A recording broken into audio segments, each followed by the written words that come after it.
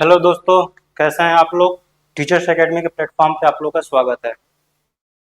दोस्तों, आज मैं टीजीटी और पीजीटी के लिए एक बहुत ही महत्वपूर्ण टॉपिक जो हर बार पेपर में उसके रिलेटेड क्वेश्चन देखने को मिलता है, वो टॉपिक हम लोग आज डिस्कस करेंगे।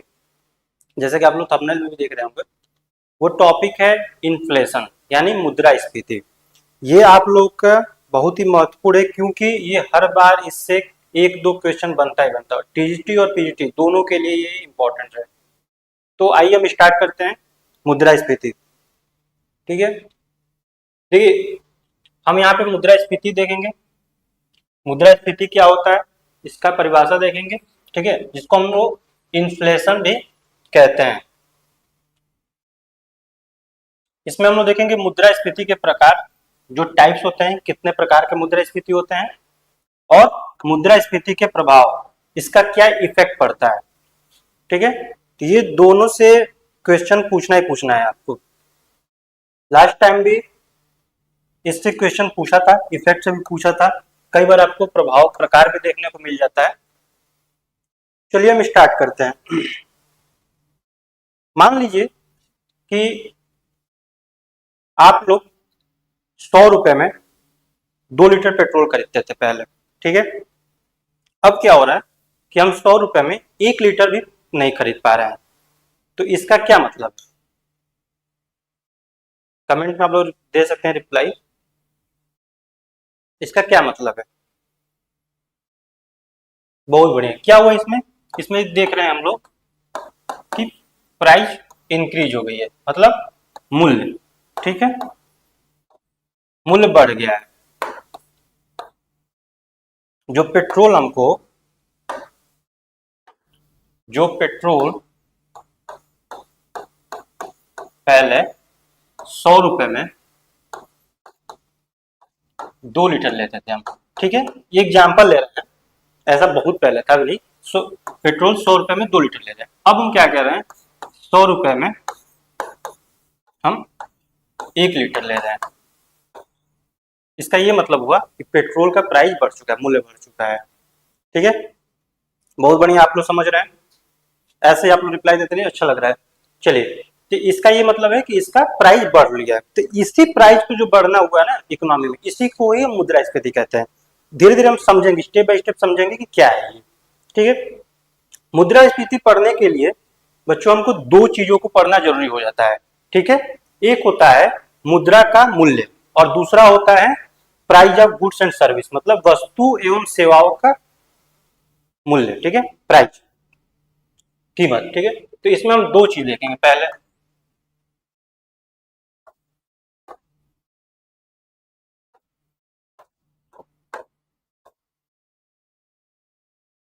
ठीक है दोस्तों, मुद्रा का मूल्य, उसको हम लोग कहते हैं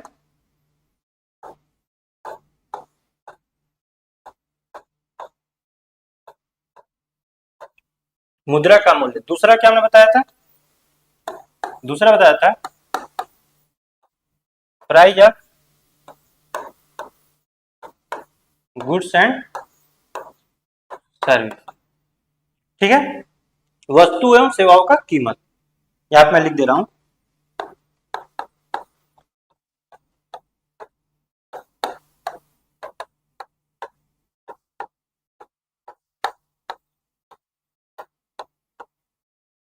ठीक है,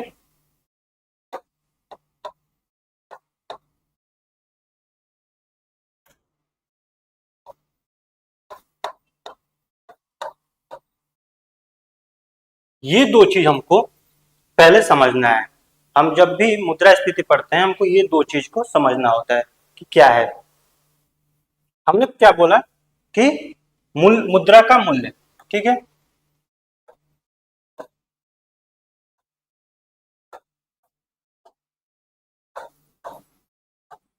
मुद्रा का मूल्य। अब मुद्रा का मूल्य हम देखते हैं कि क्या होता है। मान लीजिए कि 100 रुपए में आपने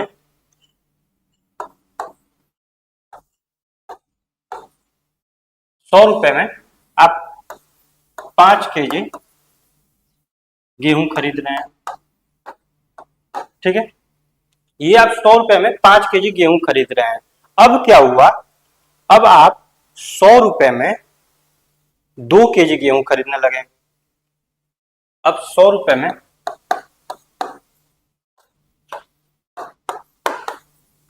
2 केजी गेहूं खरीद रहे हैं। तो यहाँ पे क्या देख रहे हैं आप, हम ये देख रहे हैं कि हम 100 रुपए में पहले 5 केजी खरीदते थे, अब क्या हम देख रहे हैं कि 100 रुपए में हम 2 केजी खरीद, मतलब सामान कम खरीद रहे हैं। तो इसमें क्या हुआ, मुद्रा का मूल्य कम हो गया। ठीक है, इसमें मुद्रा का मूल्य क्या हो गया, कम हो गया। यहाँ पे मुद्रा का मूल्य कम हो गया। ठीक है, मतलब एक हम लोग जो पहले सामान 100 रुपए में 5 केजी खरीद लेते थे, अब हम 100 रुपए में वही सामान 2 केजी खरीद रहे थे। यहाँ पे मुद्रा का मूल्य कम होगा। यही हम कहते हैं कि पहले हम 100 रुपए में 5 केजी खरीदते थे, अब हम क्या कर रहे हैं कि हम 100 रुपए में अब यहाँ पे 7 केजी खरीद रहे हैं।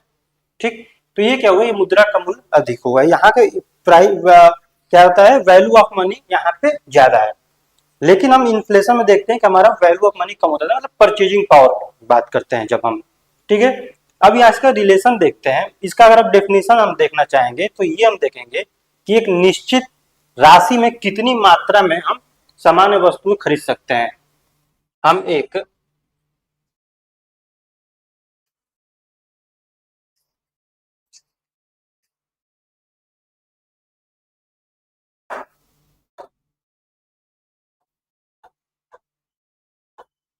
निश्चित राशि मान लीजिए,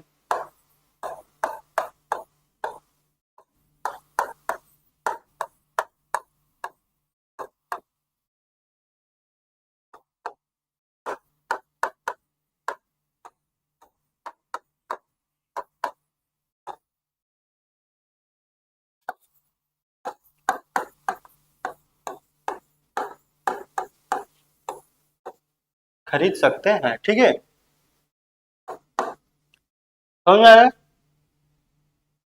कितनी सामान उसकी क्वांटिटी क्या होगी ये हम खरीद सकते थे। ये मुद्रा का मूल्य होता है। मुद्रा का मूल्य हमारे यहाँ पे ये हम देख रहे हैं इन्फ्लेशन में, क्योंकि इन्फ्लेशन में मुद्रा का मूल्य और price of goods and service, वस्तु एवं सेवाओं की कीमत, क्योंकि यही दोनों रिलेट करेगा। अभी जब आगे जैसे जैसे बढ़ते जाएंगे यही दोनों आपको रिलेशन देखने को मिलेगा।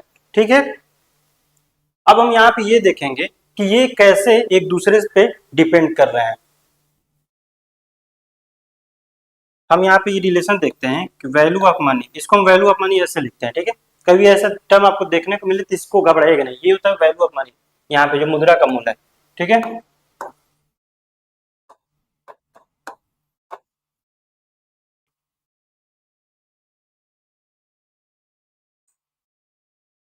जो वैल्यू ऑफ मनी होता है वो होता है इनवर्स रिलेशन प्राइस। ठीक है, अभी हमने देखा कि जैसे जैसे वस्तु की कीमत बढ़ रही थी वैसे वैसे वैल्यू ऑफ मनी कम हो रहा है। मतलब इसका साधारण सा मतलब है कि अगर प्राइस बढ़ेगा, अगर किसी वस्तु की कीमत बढ़ेगी, ठीक है, कीमत बढ़ रही है, यहाँ पे ये बढ़ने का साइन है, बढ़ रही है, तो क्या होगा, यहाँ पे वैल्यू ऑफ मनी कम होगा।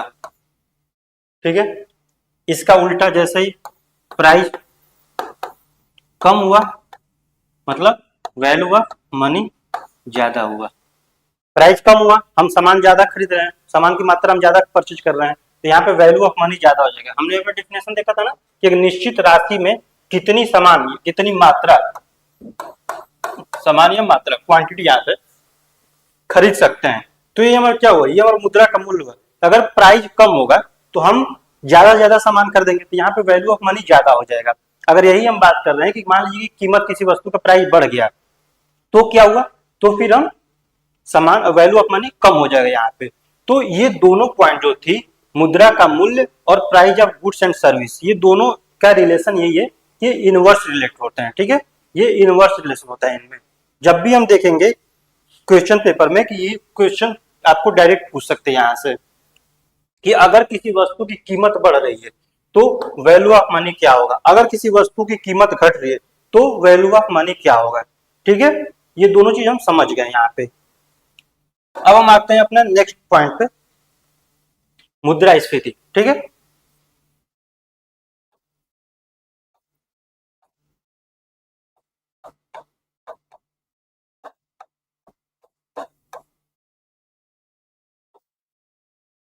अब दोस्तों मुद्रास्फीति क्या होता है, ठीक है, हम ये देखते हैं कि एक निश्चित समय अवधि में गुड्स एंड सर्विस जो वस्तु और सेवाएं होते हैं उनमें कितनी मात्रा में उनमें कितना वृद्धि हो रहा है, सामान के जो जनरल प्राइस लेवल होते हैं उनमें कितना वृद्धि हो रहा है, ठीक है। तो जब उनके प्राइस वस्तु और सेवाओं के प्राइस कीमत में बढ़ोतरी होती है तो उसको हम इन्फ्लेशन कहते हैं। जैसे मान लीजिए कि हमने अभी एग्जाम्पल लिया था कि 100 रुपए में 2 लीटर पेट्रोल मिल रहे थे, अब हमको क्या मिल रहा है कि 100 रुपए में 1 लीटर पेट्रोल मिल रहा है। ये क्या हो गया, ये इन्फ्लेशन हो गया। क्यों? क्योंकि जो वस्तु है पेट्रोल जो है उसकी कीमत अब बढ़ चुकी है, वो 100 रुपए में 2 लीटर ना मिलकर वो 100 रुपए में अब 1 लीटर मिल रहा है। तो यहाँ पे क्या हो गया, उसकी कीमत बढ़ चुकी है, ठीक है। तो हम इसको ऐसे देखेंगे कि एक निश्चित समय अवधि में वस्तु और सेवाओं के समान मूल्य स्तर में लगातार वृद्धि, ठीक है। यहाँ पे मैं लिख रहा हूं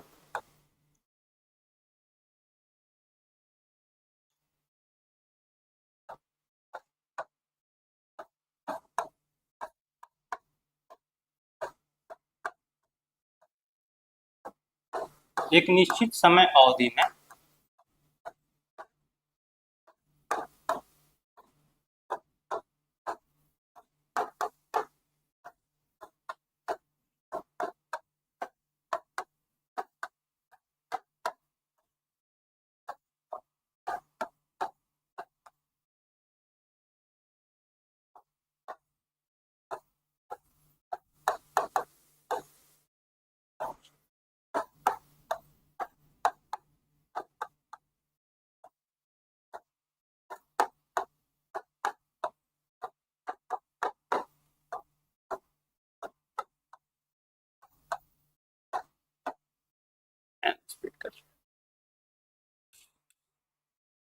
एक समान कीमत स्तर में वृद्धि, ठीक है, इसको हम लोग जनरल जनरल प्राइस कहते हैं।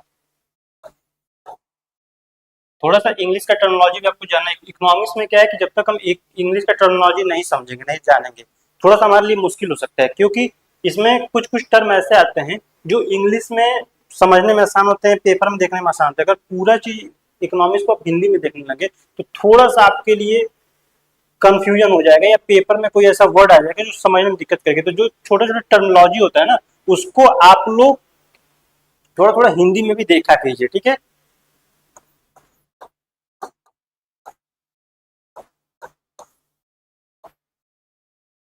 ये देखिए, ये जनरल प्राइस लेवल, अब यहाँ पे सामान्य कीमत स्तर, थोड़ा सा यहाँ पे आपको देखने में मुश्किल होगा जब पेपर, लेकिन जब जनरल प्राइस लेवल आप देख लेंगे ना तो क्या होगा कि इसमें आपको समझ में आ जाएगा कि क्या है। अब देखिए हम क्या लिखे थे, समान कीमत स्तर में वृद्धि, इसको आप लगातार वृद्धि करिए, मतलब वृद्धि हो रही है, लगातार वृद्धि हो रही है यहाँ पे, ठीक है। इसके परिणाम स्वरूप क्या होगा,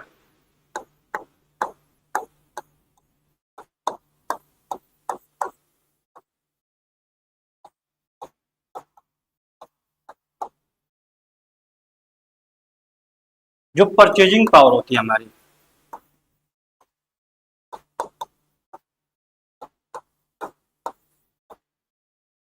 वो घटेगा,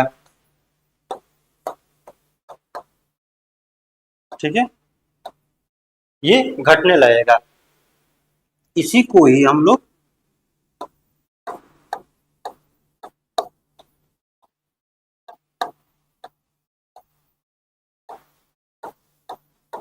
मुद्रास्फीति के जानते हैं, ठीक है। परचेजिंग पावर क्या होती है, क्रय शक्ति होती है।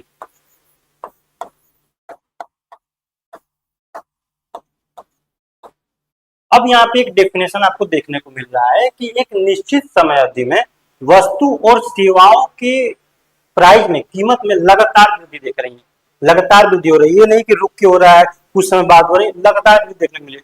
इससे क्या अंतर, इससे क्या हमको इफेक्ट पड़ा, इससे ये इफेक्ट पड़ रहा है कि जो क्रय शक्ति होती है वो कम हो रही है, क्रय शक्ति कम हो रही है। जैसे वैल्यू ऑफ मनी वहां पे दिखाए थे कि वो वैल्यू ऑफ मनी कम हो रही है, ठीक है, तो वही यहाँ पे क्रय शक्ति कम हो रही है। अब यहाँ पे एक टर्म आप देखेंगे, ये समय निश्चित समय अवधि, जब तक ये टर्म डिफाइन ना हो निश्चित समय तब तक इन्फ्लेशन कंफ्यूज करेगा, इन्फ्लेशन है कि नहीं। उसके बाद से वस्तु और सेवाओं की जो सामान्य कीमत स्तर है उसमें वृद्धि हो रहा है कि नहीं, उसके बदले उसके परिणाम स्वरूप परचेजिंग पावर घट रहा है कि नहीं हो रहा है। ये तीनों टर्म हमने ये देखा, पिछली बार देखा जो स्लाइड थी कि जनरल प्राइस लेवल बढ़ रहा है तो वैल्यू ऑफ मनी कम हो रहा है, मतलब परचेजिंग पावर हमारा कम हो रहा है, क्रय शक्ति क्षमता हमारी कम हो रही है। इसमें दो चीज देखते हैं कि रिड्यूस परचेजिंग पावर हो रहा है, ठीक है। एक तो क्या देखने को मिला, जो क्रय शक्ति होती है हमारी वो कम हो रही है, ठीक है, ये कम हो रही है, ठीक है। और अब ये चीज देखेंगे कि क्या जो वस्तु है, जो वस्तु हम यहाँ पे इन्फ्लेशन में ले रहे हैं वो सारे वस्तु की बात कर रहा है या कुछ वस्तु की बात कर रहा है, क्योंकि हमारे इकोनॉमी में बहुत सारे वस्तु हैं जिसका हम लोग यूज भी नहीं करते हैं डेली पर्पज पे। तो क्या जो ये गुड्स एंड सर्विस जो यहाँ पे हम देख रहे थे, वस्तु और सेवाएं जो देख रहे थे, ये क्या सारे वस्तु की बात करती है कि कुछ वस्तुओं की बात करती है, ठीक है। तो इसको जानने के लिए हमारे पास एक होता है सीपीआई, कंज्यूमर प्राइस इंडेक्स, ठीक है बेटा। तो जो कंज्यूमर प्राइस इंडेक्स होता है, ये गुड्स एक बास्केट कहते हैं इसको, मतलब टोकरी, जो वो टोकरी में जितने सामान गवर्नमेंट में अलाउ किया है उसी वस्तु को हम यहाँ पे इन्फ्लेशन में इंक्लूड करते हैं, सारे वस्तु को इंक्लूड नहीं करते हैं। जो उस बास्केट में आते हैं वस्तु उन्हीं को हम इसमें इंक्लूड करते हैं। वो बास्केट क्या है, मान लीजिए ये बास्केट क्या है, ये एक टोकरी होती है, ठीक है, जिसको सीपीआई, ये कंज्यूमर प्राइस इंडेक्स,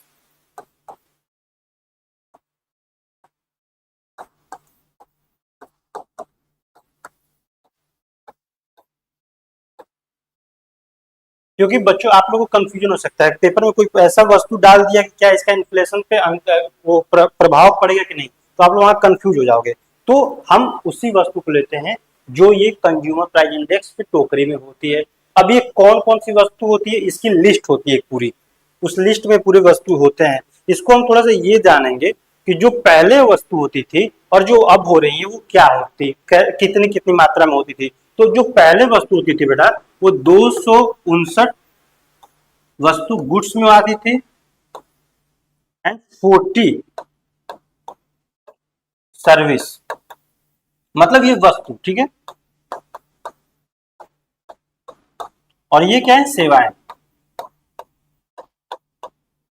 ये पहले का था, ये पहले का है, ये प्रीवियस ईयर का है, पूर्व का है। 259 था किसमें, गुड्स में, और अब कितना है, 40 है सर्विस में, ठीक है। ये पहले का है, इसको रिवाइज किया गया। अब नए वाला जो हम देखेंगे वो क्या है, नए वाला हम देखेंगे, वो जो नया आपको देखने को मिलेगा वो 308 है,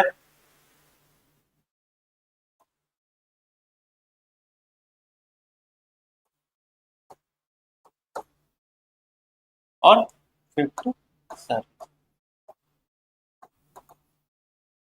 ठीक है, ये नए वाला है। अब इसी वस्तु ये जो 308 देख रहे हैं आप, जो 308, इसी 308 को हम इन्फ्लेशन में इंक्लूड करेंगे। मतलब अगर जो गुड्स और सर्विस की जो प्राइस जो बढ़ रही है, जनरल प्राइस लेवल जो बढ़ रहा है, वो इसी वस्तु का मान होगा। ऐसे वस्तु को नहीं लेंगे जो इसमें ना हो, ठीक है। एग्जाम्पल के थ्रू मान लीजिए कि आप एग्जाम्पल अगर हम लेते हैं, तो अगर मान लीजिए कि मैं बात करूँ एक एग्जाम्पल की, तो मान लीजिए कि डिफेंस में अगर हम गन की बात करें, ठीक है, कोई गन की बात कर लें, ये तो ऐसी वस्तु है जिसके सामान्य लोगों में या फिर जनरल लोगों में इसका कोई यूज है नहीं डेली पर्पज पे। तो अगर इसकी प्राइस बढ़ रही है या फिर घट रही है तो इससे कोई अंतर नहीं पड़ेगा, ठीक है, इससे कोई सामान्य लोगों में अंतर नहीं पड़ेगा। तो ये वस्तु को हम इसमें इन्फ्लेशन में नहीं लेते हैं। इस टोकरी में जो टोकरी होती है, जो बास्केट हमने बात किया, उसमें इसको नहीं लेते हैं, ठीक है। ऐसे ही मान लीजिए कि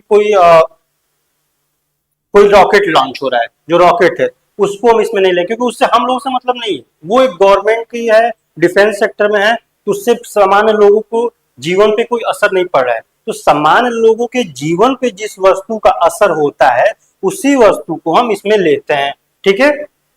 जो मान लीजिए कि हम लोग डेली बेस पे यूज करते हैं, क्या करते हैं हम लोग, डेली बेस पे यूज करते हैं। जो हम लोग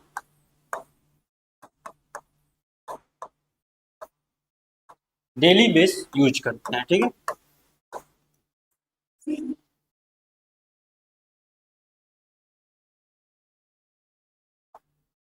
ठीक है, रोजमर्रा जिसको हम करते हैं प्रतिदिन के यूज की बात कर रहे हैं।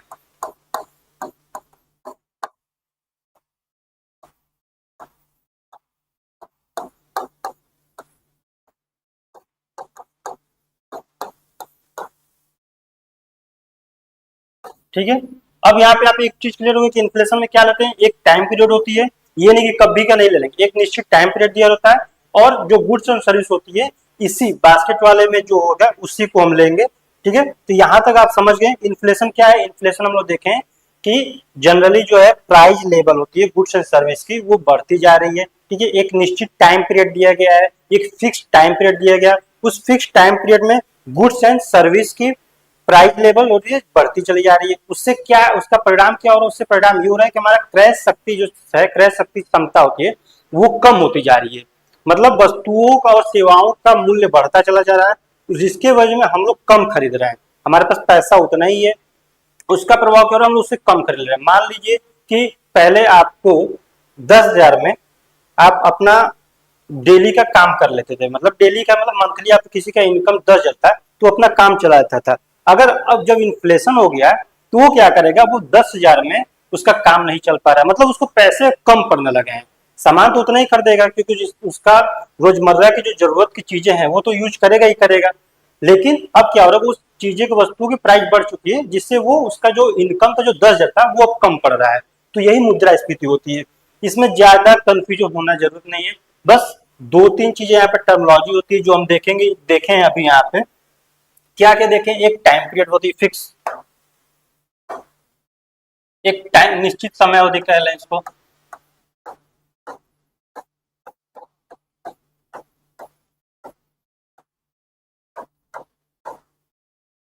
ठीक है, दूसरा क्या था, कीमत स्तर,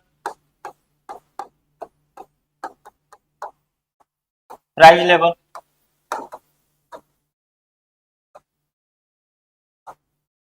तीसरा क्या देखे थे हम लोग, परचेजिंग पावर जो कम हो रही थी।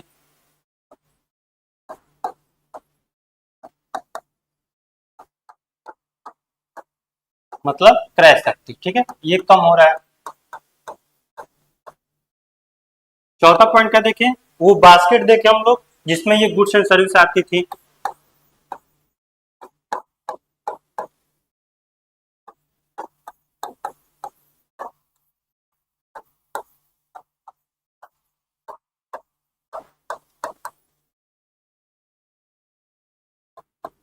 यही चार पॉइंट देखे थे हम लोग। अब मुद्रास्फीति ये होती है जो एक निश्चित समय अवधि में वस्तु और सेवाओं की कीमत स्तर में बढ़ती हो रही है, जिसके चलते प्राइस परचेजिंग पावर होती है, क्रय शक्ति क्षमता होती है वो कम होती जा रही है। और वो वस्तु कौन सी होती है, जो सीपीआई में होती है, जो अभी हमने बताया कि 308 और 50। ठीक है, 308 और 50, इसको नोट कर लीजिएगा, ये नया वाला ये क्वेश्चन पूछ सकता है। ठीक है, ये इसमें इंक्लूड होता है। अब हम यहाँ पे मुद्रास्फीति के प्रकार पे आते हैं, यहाँ तक आपको समझ में आ चुका होगा। ठीक है, तो अब हम यहाँ पे प्रकार पे आते हैं, कितने प्रकार के होते हैं मुद्रास्फीति। और इससे हर बार क्वेश्चन पूछना ही पूछना है, किसी एक प्रकार में क्वेश्चन आ ही देगा आपको कि ये इन्फ्लेशन की कौन सी प्रकार, इसमें क्या प्रभाव होगा, इसका कितना इम्पैक्ट होगा। ठीक है, तो ये हम देखते हैं, अब इसका प्रकार हम देखते हैं। प्रकार में अब आपको यहाँ पे इसका 4 5 हम आपको टाइप्स लिखेंगे यहाँ पे जो आप समझेंगे। ठीक है, पहला हम आपको टाइप्स बता रहे हैं। इसमें पहला होता है क्रीपिंग इन्फ्लेशन। क्रीपिंग इन्फ्लेशन मतलब रेंगती हुई, मतलब इसमें क्या होगा, इसमें धीरे धीरे आपको बढ़ोतरी देखने को मिलेगी। ठीक है, तो हम पहला लिखते हैं क्रीपिंग इन्फ्लेशन।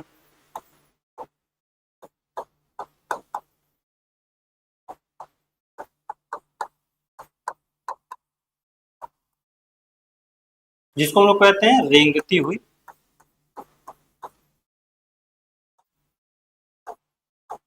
मुद्रास्फीति।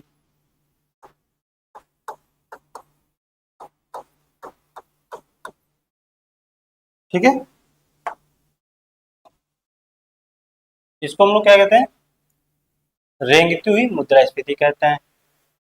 ये नोट कर लीजिएगा। अब इसमें हम क्या देखते हैं, इसमें देखते हैं जब वस्तु और सेवाओं के सामान्य जो मूल्य स्तर होते हैं उसमें बहुत धीरे धीरे बढ़ोतरी हो रही है, ठीक है, उसका मूल्य स्तर बहुत धीमे गति से लगातार धीरे धीरे बढ़ोतरी हो रही है। यहाँ पर हम लिखेंगे, इसका परिभाषा लिखेंगे, जब वस्तु और सेवाओं के समान स्तर में बहुत धीमी गति, ठीक है।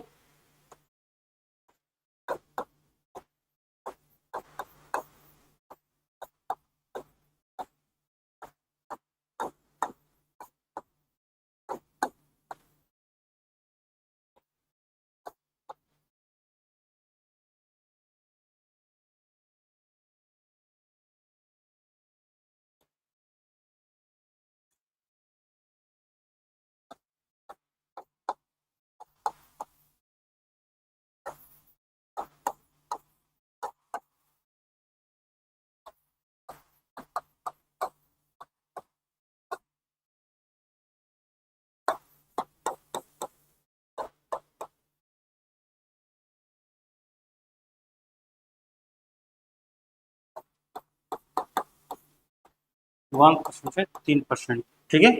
एक क्या है, 1 से 3%, इसको क्या कहते हैं, प्रति वर्ष, ठीक है।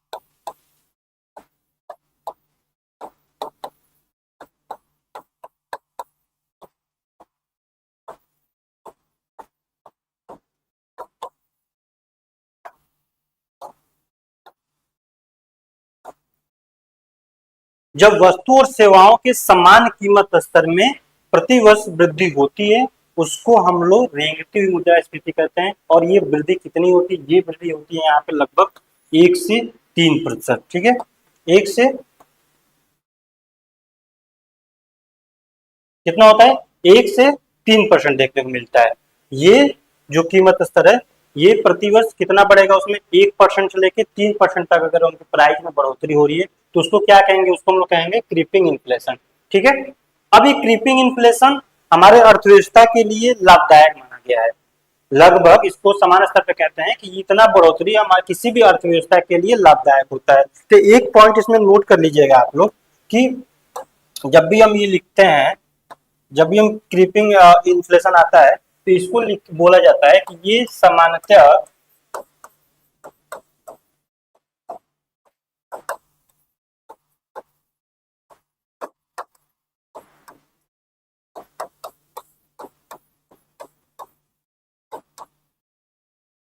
लाभदायक होता है, ठीक है। ये अर्थव्यवस्था के लिए लाभदायक होता है, ठीक है। इसको कहते हैं टॉनिक फॉर इकोनॉमिक ग्रोथ। क्या कहते हैं इसको, हम लोग कहते हैं tonic for economic growth.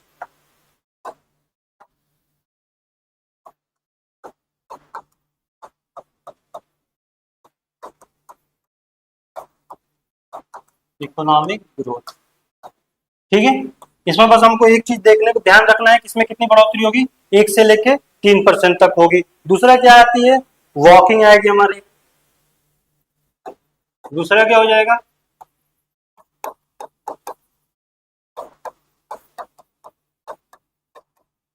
Walking inflation, ठीक है। इसको कितना बढ़ोतरी होगा, इसमें होगा 3 से 10। इसको क्या कहते हैं, चलती हुई मुद्रास्फीति।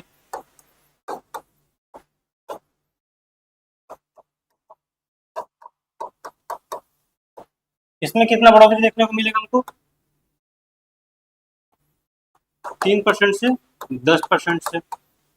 मतलब जब वस्तु और सेवाओं की कीमत स्तर में प्रति वर्ष 3% से लेकर 10% तक वृद्धि देखने को मिल रही है तो इसको क्या कहेंगे, वॉकिंग इन्फ्लेशन, मतलब चलती हुई मुद्रास्फीति, ठीक है। इसमें अब कुछ दिक्कत नहीं है आपको। पहला में क्या था, क्रीपिंग था जिसमें 1 से लेकर 3% तक। दूसरा क्या हो गया, वॉकिंग मतलब चलती हुई मुद्रास्फीति 3 से लेकर 10 तक। तीसरा हम कहेंगे रनिंग, ठीक है। ये रनिंग इन्फ्लेशन आ जाएगा आपका।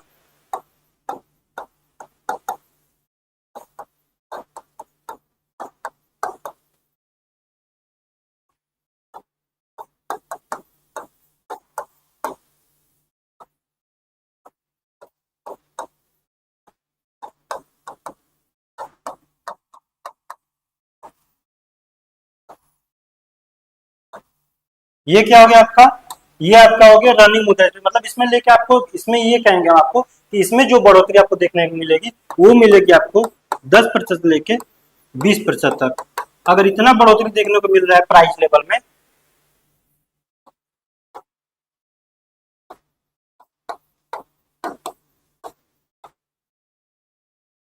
ठीक है, कीमत स्तर में इतना बढ़ोतरी देखने को मिल रहा है, कितना 10% लेके 20% तक, तो वो हमारी हो जाएगी रनिंग इन्फ्लेशन। अभी तक हम लोग तीन देखा, एक देखा क्रीपिंग, दूसरा देखा वॉकिंग, तीसरा देख रहे हैं रनिंग। अब हम चौथा देखेंगे गैलोपिंग, ठीक है, गैलोपिंग इन्फ्लेशन, जिसको हम लोग ये थोड़ा सा इससे जो अभी 1 से 3, 3 से 10, 10 से 20, इससे ये थोड़ा सा अधिक होता है, जिससे मानते हैं 20 से ये अधिक जब होगा तो इसको हमको क्या कहते हैं, गैलोपियन मुद्रास्फीति कहते हैं। जी, भागती हुई, ठीक है, इसको कहते हैं भागती हुई मुद्रास्फीति।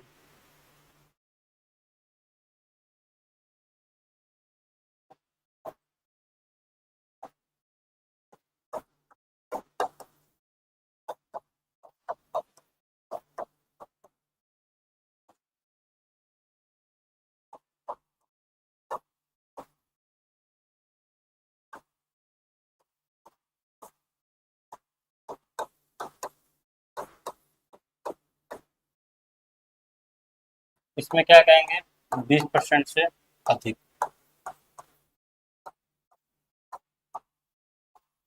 ठीक है, इसको हम लोग कहते हैं 20% से अधिक।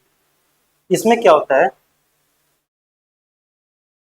इसमें 20% नहीं होता है, कभी कभी ये 3 डिजिट में चले जाते हैं। अभी तक हम लोग 2 डिजिट में देख रहे थे, ठीक है, 2 अंक में देख रहे थे। पहला क्या था, पहला तो सिंगल डिजिट में था हम लोग का, जो क्रीपिंग था हमारा, रेंगती हुई जो था,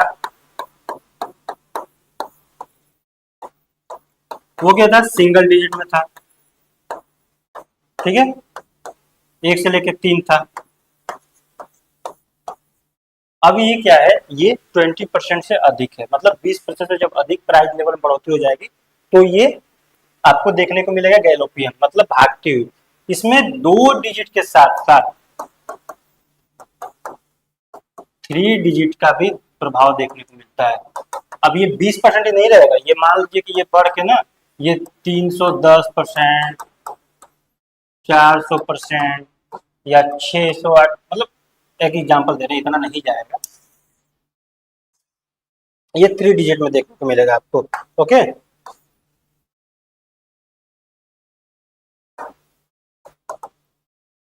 क्या हुई, भागती हुई। इसमें हम क्या देख रहे हैं, 20 से अधिक जब होगा तो हमारा गैलोपियन भागती हुई मुद्रास्फीति हो जाएगी।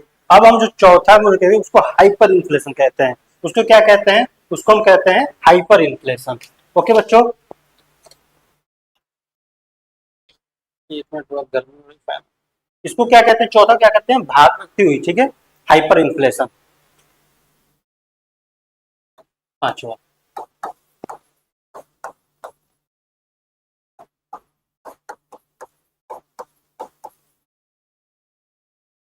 ये अत्यधिक,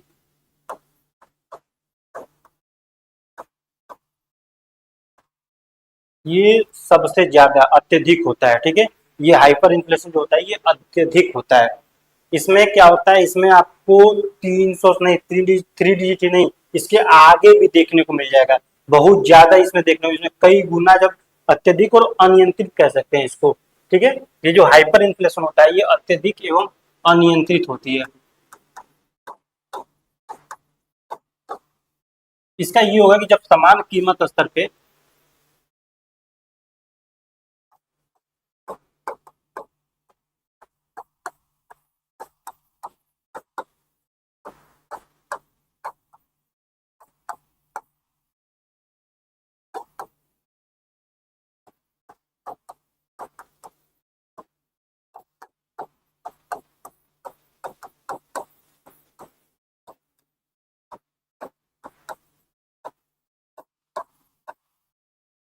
एवं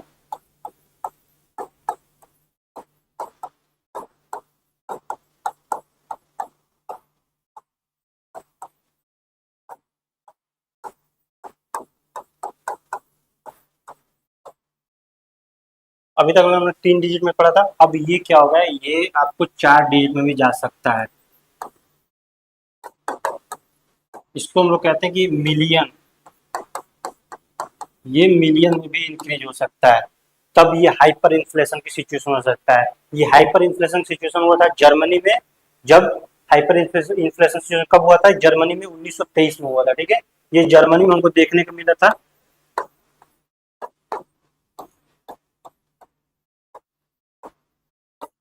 इसमें ये लिखा गया था कि जर्मनी में लोग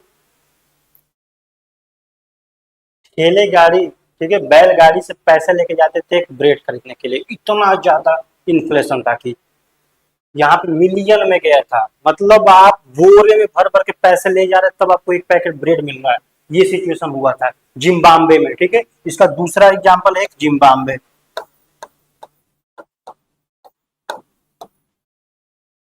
जिम्बाब्वे में देखने को मिला था, बोरे में भर के पैसा ले जा रहे तब हमको कोई सामान खरीदने को मिल रहा है। तो ये हाइपर इन्फ्लेशन सिचुएशन हुआ था, ठीक है।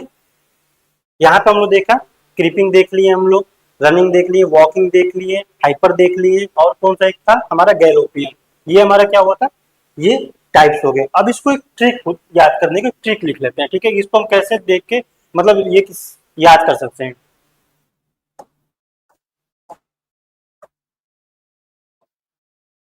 क्रीपिंग, वॉकिंग, रनिंग, गैलोपियन, और ये हो गया हाइपर, ठीक है। तो एक ट्रिक मान लीजिए आप, ट्रिक आप लोग को ज्यादा अच्छा लगता है, आप लोग ट्रिक पे काम करना ज्यादा पसंद है, ट्रिक आप लोग को देते हैं। चलिए, ये हो गया आपका बढ़ोतरी क्या हुआ, 1 से 3%। ये कितना था, 3 से 10%। ये कितना था, 10 से 20%। ये क्या था, 20 से अधिक था। और ये क्या था, ये तो बहुत अत्यधिक था, इसको मिलियन में मान लेते हैं आप।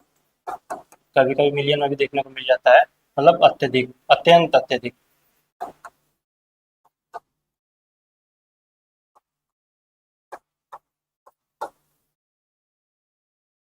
ये आपका क्या था, ये बहुत धीमा था,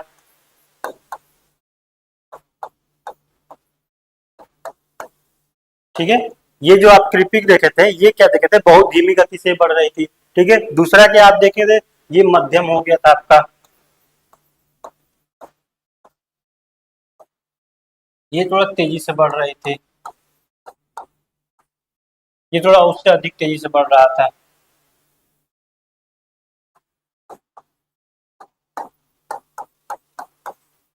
और ये तो भाई साहब अनियंत्रित है,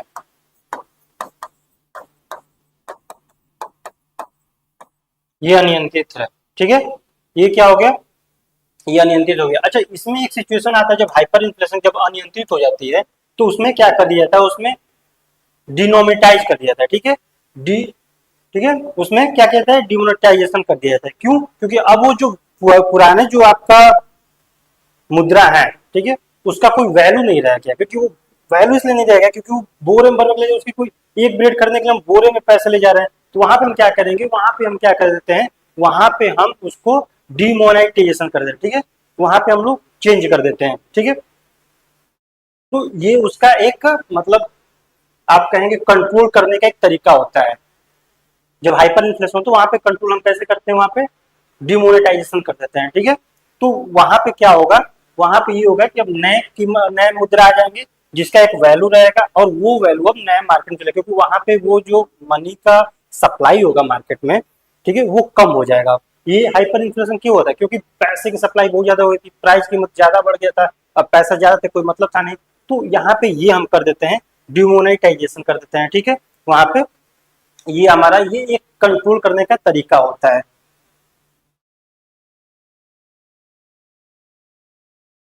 अब हमने इसका प्रकार देख लिया, अब हम इसका देखेंगे कि इसका कारण क्या क्या है, इसका इफेक्ट क्या पड़ रहा है, मुद्रास्फीति का इफेक्ट, मुद्रास्फीति का इफेक्ट क्या पड़ रहा है। उसके बाद हम एक क्वेश्चन देखेंगे जो लास्ट ईयर पीजीटी में पूछा गया था, डायरेक्ट इसी से क्वेश्चन आया था, ठीक है। तो अब हम इसका क्या देखेंगे, एक एक इसका प्रभाव देखेंगे कि क्या क्या इसका प्रभाव होता है, ठीक है।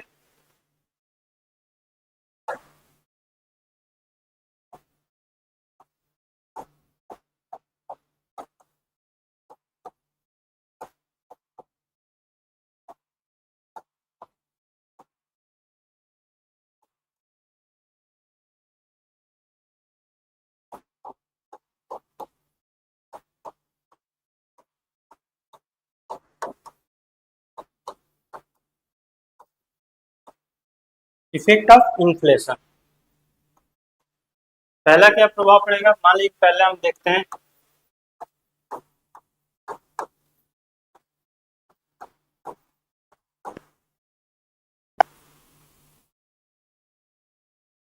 व्यवसायिक के लिए उत्पादक।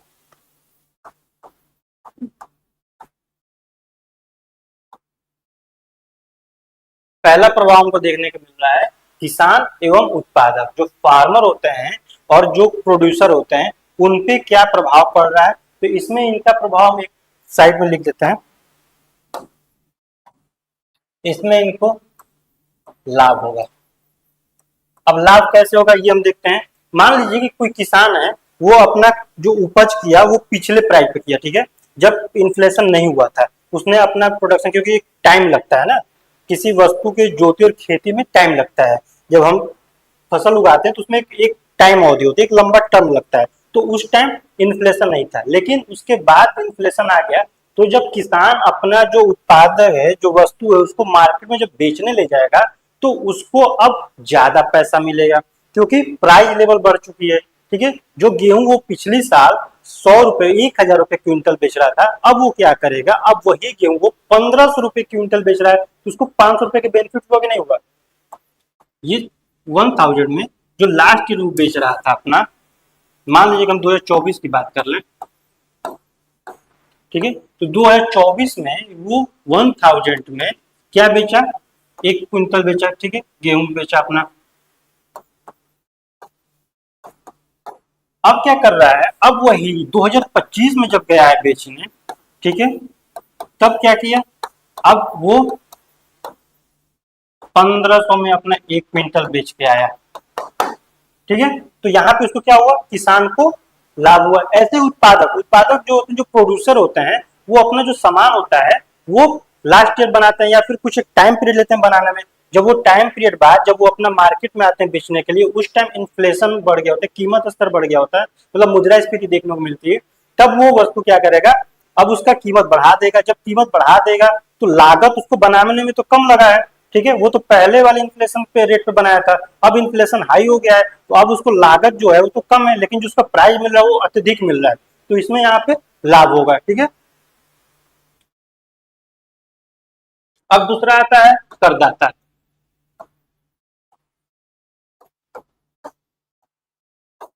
करदाता को क्या होगा, इसको हानि होगा। ठीक है, इसको हानि होगा। अब हानि कैसे होगा ये हम देखेंगे कि करदाता को हानि कैसे हो रहा है। ठीक है, जैसे मान लीजिए कि उसको अपना किसी पर्सन को कोई पैसा देता है, ठीक है, ये मान लीजिए कि राम को इसने 1000 रुपए दिया है, श्याम, ठीक है, राम को दिया 1000 रुपए, ठीक है, कोई यहाँ पे व्यक्ति मान लीजिए श्याम है, तो उसने राम को 1000 रुपए दिया है 2024 में या 2025 में होगा, ठीक है, 1000 दिया 2025 में। अब क्या हुआ, जब राम इसको लौटाने जाएगा पैसा एक साल बाद, एक साल के लिए वो लिया था पैसा, अब एक साल मान लीजिए एक टाइम पीरियड में दिखा रहा हूँ कि ये जरूरी नहीं है कि एक साल 2 साल ले सकते, एक टाइम पीरियड बाद इन्फ्लेशन 2 महीने 3 महीने पे भी आते हैं, तो एक टाइम पीरियड होता है। मान लीजिए कि ये 3 महीने बाद ही गया उसको लौटाने 1000, ठीक है, तो ये तो लौटाएगा 1000 रुपए इसको, लेकिन मार्केट में इन्फ्लेशन देखने को मिल रही है, तो अब जो 1000 इसको लौटा दिया तो इसको मिला 1000, 1000 दिया तो 1000 मिल गया, लेकिन इन्फ्लेशन के वजह से जो 1000 में पहले हम सामान, मान लीजिए कि 1000 में हम 10 किलो चावल खरीद रहे थे। अब क्या हुआ, जब इन्फ्लेशन हो गया, इसने 3 महीने बाद, मान लीजिए कि 3 मंथ बाद इसने लौटाया है, तो इन्फ्लेशन हो गई है। अब वो 1000 में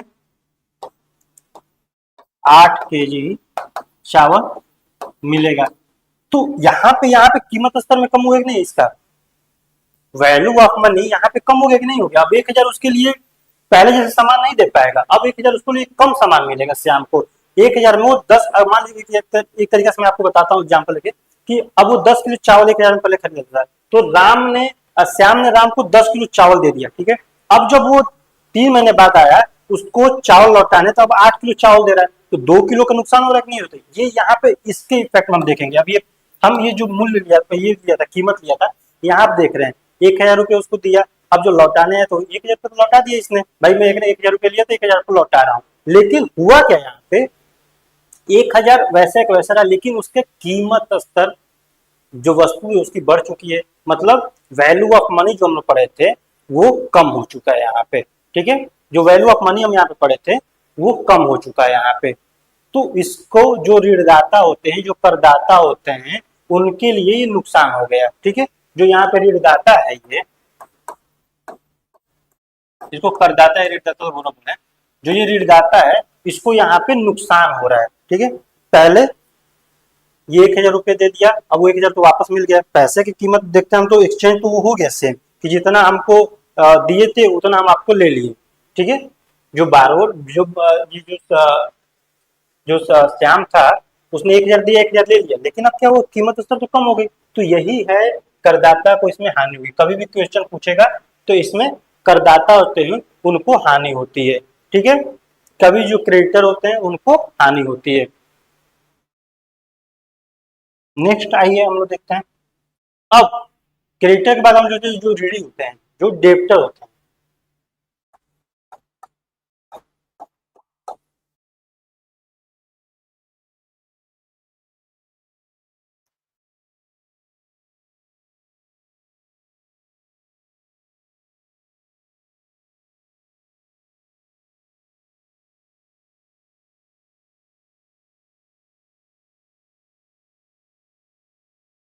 जो ऋणी होते हैं, जो पैसा लिए होते हैं, ठीक है, जो पैसा यहाँ पे लिए होते हैं उनकी हम बात करेंगे यहाँ पे। ये जो डेब्टर होते हैं,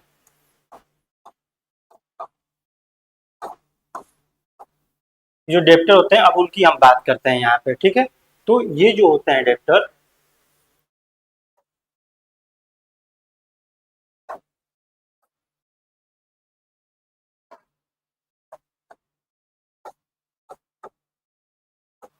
अब इनको लाभ होगा या हानि होगा? अभी आप लोग देखा कि वहां पे कैसे हानि हो रहा था, इनको इनको यहाँ पे लाभ होगा। वही एग्जाम्पल देख लीजिएगा, राम ने श्याम को 1,000 रुपये दिया। ठीक है, श्याम ने 1,000 रुपये उनको लौटा दिया। यहाँ पे आपको एग्जाम्पल लेते हैं, मान लीजिए कि राम, वही एग्जाम्पल लेते हैं, राम ने श्याम को 1,000 रुपये उधार दिया। ये श्याम क्या है यहाँ पे, श्याम क्या है यहाँ पे, ऋणी है।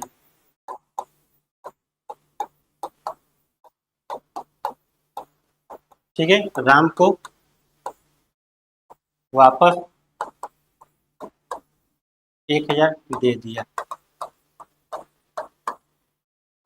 इन्फ्लेशन हुआ तो। लेकिन 1,000 जो उसकी थी, इसकी अब क्या हो गया यहाँ पे, प्राइस लेवल, कीमत स्तर तो बढ़ चुकी है, वैल्यू ऑफ मनी कम है। अब यहाँ पे क्या किया श्याम ने, उसी 1,000 से इसने क्या किया, इसने ज्यादा से ज्यादा मुनाफा कमा लिया। ठीक है, क्योंकि जैसे ही प्राइस बढ़ा इसने ज्यादा से ज्यादा सामान कमा लिया, और फिर ये श्याम को, राम को 1,000 रुपये अपना रिटर्न दे दिया। तो वहां पे वैल्यू ऑफ मनी कम हो गया। अब वो श्याम के लिए तो हानि है, लेकिन राम के लिए, सॉरी, राम के लिए तो हानि है, लेकिन श्याम के लिए यहाँ पे ये लाभदायक है। तो कभी जब क्वेश्चन पूछे कि रीडी, तो रीडी को इसमें लाभदायक होती है। ठीक है, रीडी इसमें क्या आता है, प्रॉफिटेबल रहता है, इसको प्रॉफिट होती है। जब इन्फ्लेशन होता है तो रीडी को प्रॉफिट होता है। ठीक है, नेक्स्ट अब हम आते हैं, दूसरा पॉइंट आ जाएगा आपको, फिक्स्ड इनकम वर्ग, जो ग्रुप में बात करता हूँ, निश्चित आय वर्ग की बात करें तो ये चौथा होता है, निश्चित आय वर्ग के लिए।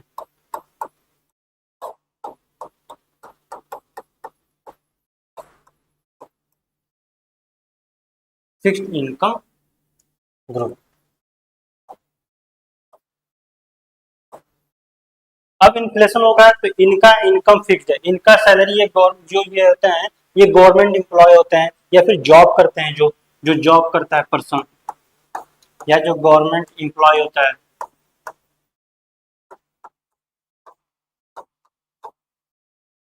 ठीक है, ये जो सैलरी वाले पर्सन होते हैं, जिनको सैलरी मिलती है, या फिर जिनको पेंशन मिलता है। अब ये क्या करेंगे, इनकी जो है इनकम, इनकी जो आय है वो आय फिक्स है। इनकी आय क्या है, ये फिक्स है। मान लीजिए कि किस 50,000 रुपये इनको मिल रहा है, ठीक है, इनको 50,000 मिल रहा है। अब 50,000 मिल रहा है और इन्फ्लेशन होगी, तो 50,000 में ये पहले अपना खर्चा चला लेते थे। अब क्या हुआ, अब 50,000 इनको इन्फ्लेशन के बाद भी मुद्रास्फीति बढ़ने के बाद भी 50,000 ही मिल रहा है। तो क्या करेंगे, जो अपना खर्चा ये महीने चलाते थे 50,000 में, अब उनको वो कम पड़ेगा, क्योंकि वस्तु और सेवाओं के यहाँ पे प्राइस बढ़ चुका होगा। जो यहाँ पे गुड्स एंड सर्विस होंगे वहां पे प्राइस बढ़ चुका होगा, ठीक है। अब ये 50,000 इनके लिए कम पड़ेगा। तो जिनका फिक्स्ड इनकम होता है, इन्फ्लेशन में होने की वजह से इनको हानि होती है, ठीक है, इनको लॉस होता है। इनको क्या होता है बच्चों, इनको होता है हानि। जो ये ग्रुप होता है इनको हानि होता है। बस आप इतना दिमाग में रख लीजिएगा, जो जिनकी आय इनकम फिक्स होती है उनको हानि होता है। ऐसे कौन से होते हैं, जो पेंशन जिनको मिलता है, जिनको सैलरी मिलता है, जो जॉब करते हैं, जो गवर्नमेंट एम्प्लॉय होते हैं, उनको बार बार इन्फ्लेशन की वजह से 2 महीने 3 महीने पैसा इंक्रीज नहीं होता, उनका फिक्स चले जाता है, इनको हानि होगा।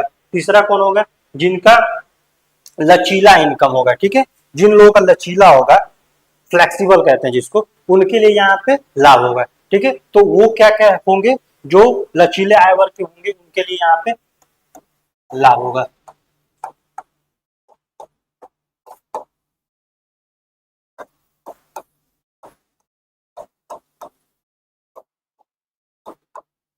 जो फ्लेक्सिबल होंगे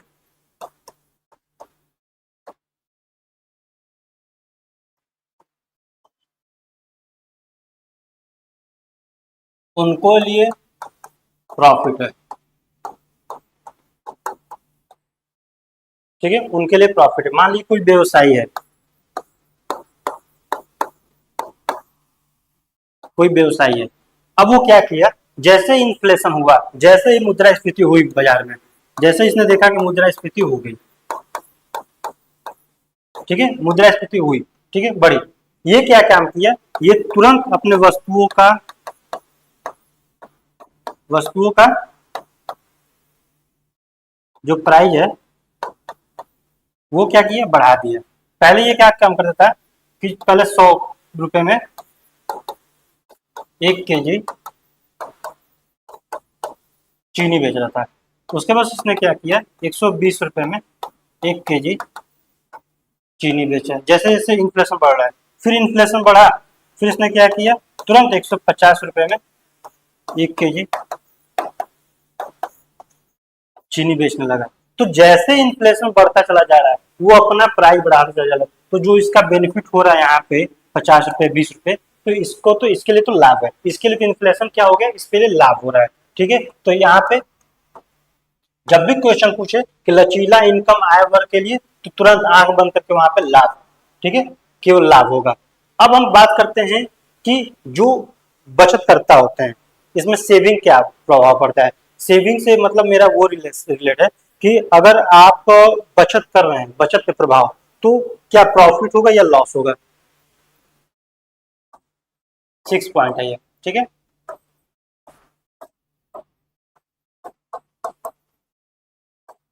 बच्चों यहाँ पे हानि होगी, कैसे होगी, मान लीजिए 30,000 रुपए है, किसी की इनकम, एक इनकम यहाँ पे 30,000 रुपए है, ठीक है, महीना पर मंथ। अब वो क्या कर रहा है, 30,000 में इसने क्या किया, 30,000 में इसने 25,000 रुपए, ठीक है, खर्च कर लिया, और क्या किया, 5,000 सेव कर लिया।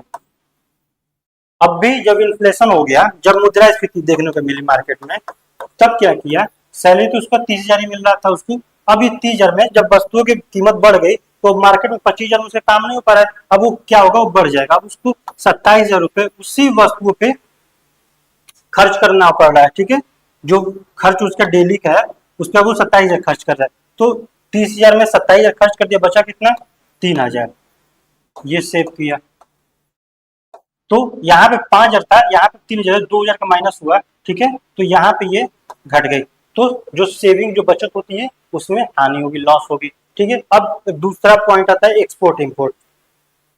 अब हम सतह पॉइंट मान लें आयात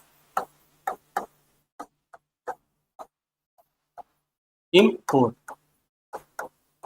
इसमें इंपोर्ट क्या होगा, इंपोर्ट बढ़ेगा आपका,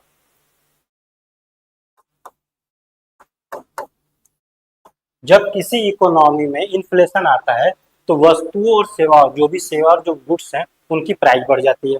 अब जब प्राइस बढ़ गई तो लोग क्या करते हैं, उस बढ़ी हुई वस्तु को ना खरीदते हो, अब उसका एक सब्स्टिट्यूशन देखते हैं, स्थानांतरित वस्तु देखते हैं कि हमको कम कम कीमत में उसका स्थानांतरण कैसे किया जाए, मतलब कम कीमत में वस्तु कैसे मिले। तो जो बाहर से वस्तुएं आती है जो इसको हम इम्पोर्ट करते हैं उसकी प्राइस कम है, क्योंकि हमारे यहाँ इन्फ्लेशन है तो वो वस्तु की प्राइस बढ़ा हुआ है, तो बाहर की वस्तुओं का डिमांड बढ़ जाता है। अगर एग्जाम्पल हम ले तो जैसे हम लोग आप देखते हैं कि दिवाली के टाइम में जो चाइनीज वो झालर वगैरह होते हैं, जो लाइट वाले होते हैं, उनकी सेल ज्यादा हो जाती है। क्यों? क्योंकि जो इंडिया की मार्केट है, जो इंडिया कंपनी है झालर जो लाइट की, उसकी प्राइस थोड़ी ज्यादा होती है और जो चाइनीज होती है उनकी कम होती है, तो लोग वहां पे कम कीमत वाले पे ज्यादा प्रिफर करते हैं, वो वस्तु ज्यादा खरीदते हैं, तो वही तो उसकी जब ज्यादा खरीदेंगे तो हमको ज्यादा मंगाना पड़ेगा, डिमांड ज्यादा होगा, तो ये आयात क्या होगा, ये बढ़ेगा, ठीक है। तो 8वां पॉइंट क्या है, अब निर्यात, एक्सपोर्ट की बात कर ले तो ये लॉस होगा, ये कम होगा, ठीक है। कम क्यों होगा? क्योंकि जो वस्तु सेवा हम प्रोड्यूस कर रहे हैं उसकी कीमत ज्यादा है, तो जब हम विदेश के देशों में जाएंगे, विदेशी अर्थव्यवस्था में जाएंगे, विदेशी इकोनॉमी में जाएंगे, तो वहां पे हमारे वस्तु का प्राइस ज्यादा है, कीमत ज्यादा है, तो लोग वो नहीं खरीदेंगे, ठीक है। तो जब फॉरेन की कंट्री में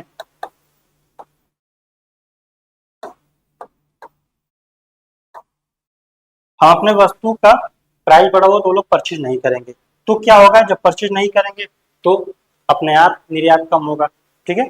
तो हम लोग कुछ सप्लाई गुड्स एंड सर्विस का वहां पे इंपोर्ट नहीं कर पाएंगे, तो यहाँ पे हमको लॉस देखने को मिलेगा, ठीक है।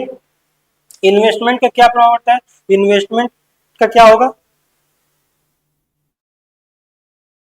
इन्वेस्टमेंट ये होगा कि जब कोई भी इकोनॉमी में इन्फ्लेशन होती है तो वहां पे जब प्राइस बढ़ती है तो लाभ होता है, जो प्रोड्यूसर होते हैं, जो कंपनी ऑनर होते हैं, उनको लाभ होता है, तो जितना लाभ होगा उतना इन्वेस्टमेंट बढ़ेगा। तो हम यहाँ पे एक और पॉइंट देख लेते हैं इन्वेस्टमेंट का, ठीक है, निवेश का,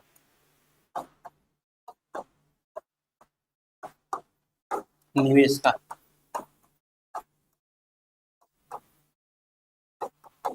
इन्फ्लेशन की वजह से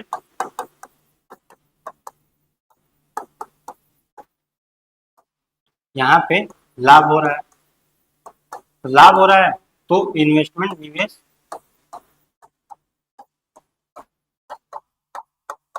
बढ़ेगा। कभी भी आपको क्वेश्चन पूछे साथियों कि इन्फ्लेशन से निवेश पर क्या प्रभाव पड़ेगा, तो निवेश बढ़ेगा, ठीक है। इन्फ्लेशन से निवेश पे क्या प्रभाव पड़ेगा, तो निवेश बढ़ेगा, ठीक है। तो अभी तक हम लोग क्या देखा, हमने देखा कि इन्फ्लेशन क्या है, इन्फ्लेशन का वैल्यू ऑफ मनी और price of goods and service पे क्या रिलेशन हो रहा है, तो हमने ये देखा कि वैल्यू ऑफ मनी का इनवर्सली प्रोपोर्शनल था प्राइस, ठीक है। जब प्राइस बढ़ रही है तो वैल्यू ऑफ मनी कम हो रहा है। उसके बाद हमने इन्फ्लेशन देखा, एक निश्चित समय, एक निश्चित टाइम पीरियड में वस्तु और सेवाओं की जनरल जो प्राइस लेवल थी वो लगातार बढ़ रही है, उसका क्या हो रहा है, उसके प्रभाव ये पड़ रहा है कि हमारा परचेजिंग पावर, ठीक है, परचेजिंग पावर कम होता चला जा रहा है, तो ये इन्फ्लेशन हुआ। इन्फ्लेशन का हम लोग टाइप देखें तो उसमें हमने क्रीपिंग देखा, क्रीपिंग हमने ये देखा देखती हुई कि 1 से 3% बढ़ोतरी हो रही है तो वो क्रीपिंग होगा, जो कि हमारे इकोनॉमी के लिए थोड़ा लाभदायक माना जाता है। दूसरा हमने ये देखा कि वॉकिंग, चलती हुई 3 से 10% उसमें वृद्धि होती है। तीसरा रनिंग देखा, 10 से 20% उसमें वृद्धि हो रही है। चौथा हमने गैलोपियन देखा, ठीक है, वो गैलोपियन भागती उसमें 20% से अधिक हो रही है। पांचवा हम लोगों ने हाइपर इन्फ्लेशन देखा, जिसमें बहुत ज्यादा कीमत स्तर बढ़ोतरी हो जा रही है, उसमें मिलियन तक भी जा सकता है, तो हाइपर इन्फ्लेशन। फिर हम लोगों ने ट्रिक देखा कि कैसे हम इस ट्रिक को फॉलो कर लेंगे तो हमारा काम बन जाएगा, याद कर लेंगे, तो हमने यहाँ पे कुछ ट्रिक लिखा था आपको, ये वाला। तो ये CWRGH, एक ये आप लाइन लिख लेंगे कभी पे, और ये सीरीज बन जाएगा आपका। कभी भी क्वेश्चन पूछेगा तो आपको प्रॉब्लम नहीं होगी। ठीक है, तो प्रकार देख लिया हमने। फिर हम लोगों ने प्रभाव देख लिया, इसका क्या क्या प्रभाव पड़ेगा। अब एक क्वेश्चन ये पूछा था, अब आपको एक क्वेश्चन दिखाता हूँ। क्वेश्चन जो पूछा था आपके एग्जाम में, पिछली बार एग्जाम में आपको डायरेक्ट यहाँ से पूछा था कि मुद्रास्फीति से किसे लाभ होगा। ये आपका PYQ है। ठीक है,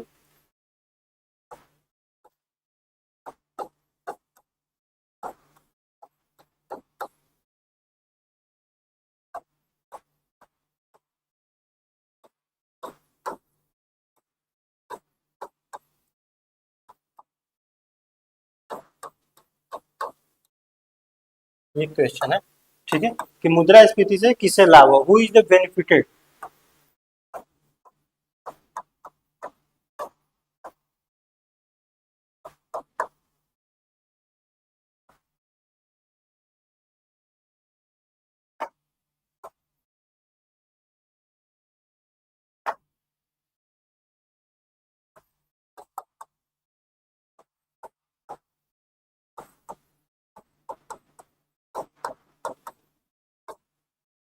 ठीक है, who is benefited from inflation. इसका ऑप्शन दिया था पेंशनधारी पहला,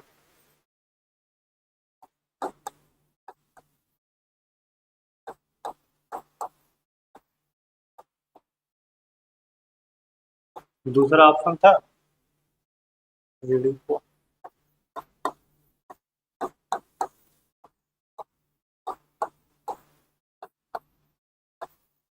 सी ऑप्शन था ऋणदाता को,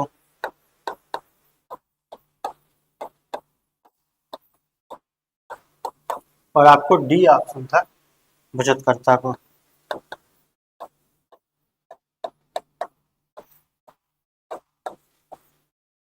ठीक है, ये ऑप्शन था पेंशनधारी को, बारोवर को, लैंडर को और सेवर को। ठीक है,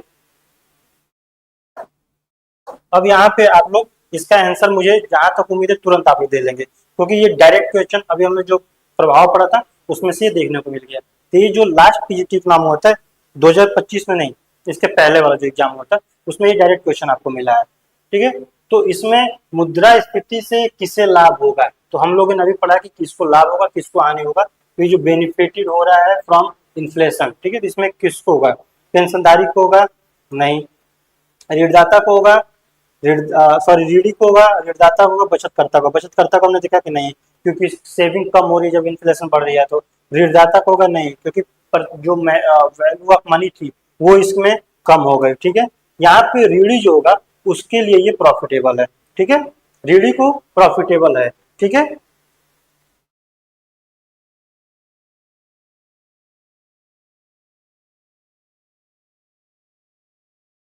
ठीक है, यहाँ पे हमने देखा था।